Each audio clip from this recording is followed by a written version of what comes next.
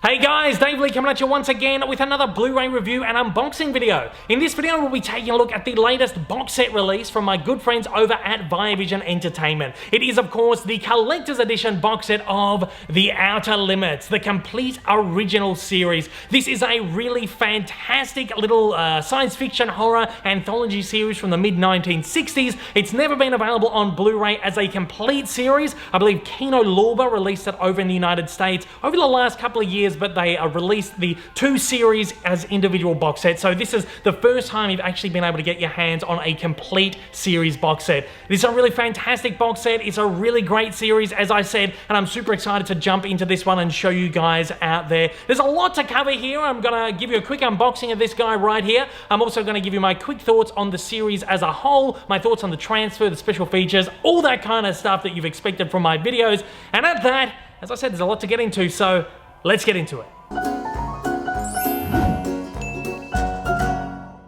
The Outer Limits Complete Collection box set from Vision comes housed in this really beautiful sturdy slipbox, designed with iconic elements from the series opening that will be recognizable to all fans of the show and TV fans. Included inside the box are the complete 2 seasons of the classic series in 2 thick digistack amarays, as well as a 60-page booklet. The box set contains all 49 classic episodes from the 1963 to 1965 series, as well as a vast array of special features across 11 Blu-ray discs. The first season comprises a total of 7 discs, including a total of 32 episodes. The set is simplistically designed, featuring black discs with white text, and also features artwork from one of the first season's most classic episodes. Likewise, the second season set features the same design scheme, but as a shorter season contains only 4 discs and a total of 17 episodes. The 60-page booklet is beautifully designed and illustrated and is a great extra for fans of the series. It contains an essay by Outer Limits historian David J. Shaw, along with small write-ups on each episode, as well as a detailed episode guide. The booklet is really fantastic and a highlight of the set. Overall, this is a gorgeously designed box set, and though simplistic, it does really work incredibly well for this particular series at hand. As noted, the Outer Limits collection comes loaded with a ton of special features, including 45 audio commentaries, 3 of which are exclusive to this edition. It also includes alternate cuts of 2 episodes, The Forms of Things Unknown and The Galaxy Beam. It includes a selection of interviews with many associated with the program, as well as a selection of featurettes including Creature Features, the Museum of Television and Radio's William S. Paley Television Festival saluting the Outer Limits, the Outer Limits Phenomenon, an audio essay by David J. Shaw called The Unknown Unknown, as well as a collection of original and TNT promos, TV and radio spots, and a season 1 and 2 photo gallery, as well as the 60-page booklet essay which we took a look at before. If you're a regular viewer of my channel, you know that I am a huge lover of classic film and classic television, especially TV shows from the 1950s, the 1960s. I think they're so much fun, they're really exciting, and they're really artistically beautiful programs from that era, and the writing in them was just absolutely spectacular. The Outer Limits is a program that I've never really watched over my time watching classic television. I of course know about it. There's certain things that are just so iconic related to the program, like its iconic opening sequence. Some of the monsters and the characters from the series you just recognize because they're just part of that lexicon of classic film and television. And I was excited to dive into this and take a look. Now, I took a look at maybe 4 or 5 of the most classic episodes. I went online, I took a look at the episodes that people kind of rate the highest, the shows that are considered, I guess, the best out of the series. These are iconic episodes like The Sixth Finger, The Man Who Was Never Born, The Chameleon, The Mutant, a couple of others I watched as well. And I had an absolute blast with this. If you don't really know too much about the Outer Limits, it's basically an anthology series that tells science fiction and horror stories, and it's kind of in the same vein as, I guess, the Twilight Zone or Alfred Hitchcock Presents anthology series. If you're not familiar with any of the programs that I have spoken about here, I guess it's kind of like if you took American Horror Story and instead of having a different cast and different story each season, it's every single episode. Now, as I said, it does have a completely different cast every episode, and that means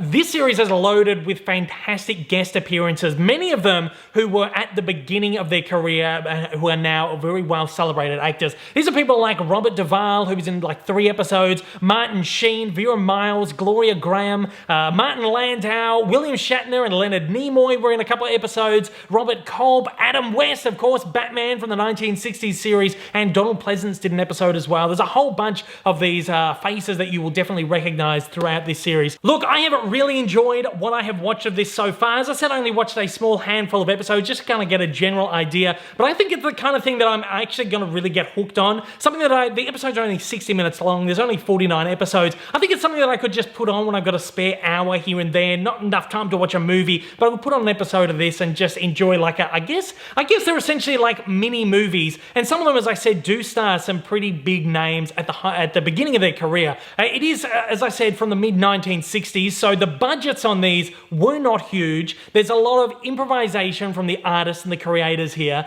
but they are doing the best kind of under the restrictions that they had, the budgetary restrictions. But that doesn't stop the writing from being really fantastic, the performances being really great as well, and just the visual design of everything, from the cinematography, the direction, everything is really, really great on this. And it is essentially like watching mini kind of, I guess if you think of the monster movies that Universal pumped out in, I guess, the 1930s, 40s, 50s, kind of very similar in that kind of style. And I really love those movies, particularly because of their low budgets and because of just how everyone came together and put together something that was really, really good under such a great limitation. And the stories that they tell with these restrictions are just really great. You guys know that I just love human stories, and that's what this is. I mean, it's monsters, it's aliens, it's all this kind of stuff, but there's really human stories at the heart of every single episode here, and that really surprised me with something like this, about how wonderfully beautiful, how human the stories are. These are all stories about